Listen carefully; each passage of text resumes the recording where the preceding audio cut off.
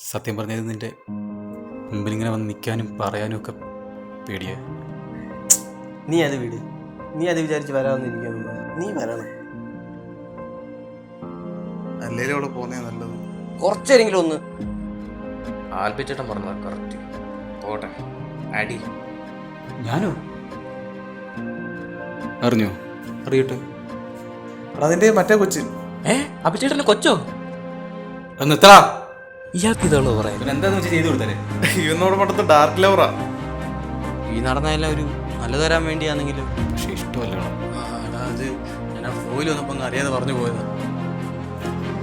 നീ എന്താ ഇവിടെ? അതുകൊള്ളാം. ചേട്ടനല്ലേ എന്നെ ഇവിടെ നിർത്തി?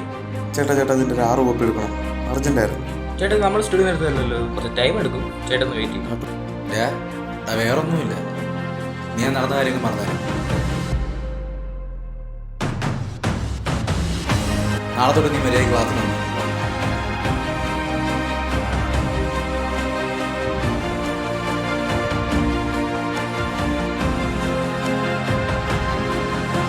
പറഞ്ഞേട്ടെ. അപ്പോൾ നാളെ മുതൽ ക്ലാസ്സിൽ